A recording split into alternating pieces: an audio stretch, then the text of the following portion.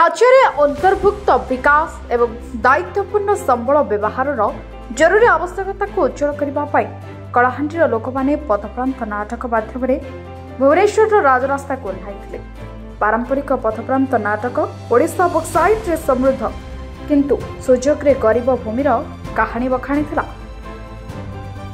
रत्नगिरी नाट्य संसद द्वारा प्रदर्शित कलाहांडी ग्रामवासी नियुक्ति सृष्टि करने स्थानीय भित्तिभूमि रे उन्नति आनिबा एवं आलुमिनियम उत्पादन पई कंचामाल आमदानी उपरे भारतर निर्भरशीलता ह्रास करने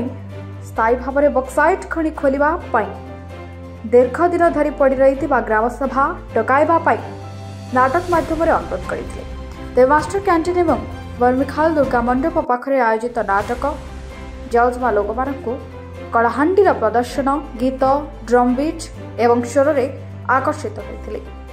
आह्वान करिथिला जे भारतर सबुठारु बड़ बक्साइट संरक्षण मध्यरु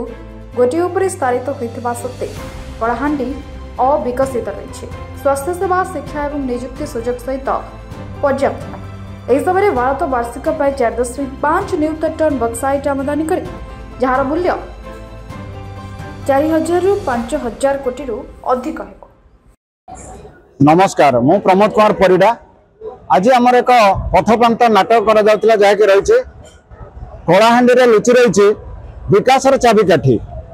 ये हूँ कौन एक पथप्रांत नाटक जहाँकि रही किभली विकास रही अनेक लोक पाखे धारणा ना क्या अनेक समय आम शुणुंट जे जाऊँच दादन खटी किंतु एभली एक परिस्थिति जड़े दादन खटी जाऊँ चेष्टा करते परिस्थितिर अटक रखी जाना यार भितर जड़े भाई भौणी मध्य चली कि आम परिपोषण करवा यही समय पहुंचते पट्टनायक बाबू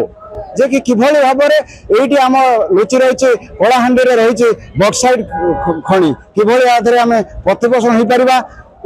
जहाँ रही सरकार मेक इन इंडिया कार्यक्रम किभली भाव में तार भितर एक सचेतनता कार्यक्रम माध्यम एक ग्राम सभा डका जाइतिला किभली एठी आम उन्नति रास्ता पाई परिबा से ग्राम सभा मध्य करा जाइतिला जहाँकि स्कूल कॉलेज शिक्षान सब किछि होई परिबो। आ खनि खादान खोला गला परे मध्य तादर जो आर्थिक सहायता पहुँचो ता माध्यम लोक मैंने उपकार हो पारे किंतु तार भीतर आउ जन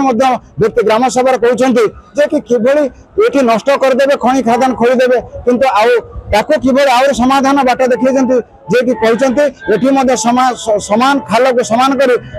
फसल उत्पादन करा जाय परिबो। जमी जमीते हेले भी दुई प्रकार आमको लाभवान हो पारे ये सम्मति पर चिंता कर ग्रामवासी कि आम दादन न खटी आम निज संपत्ति निज अंचल किभली आम उपकार पाई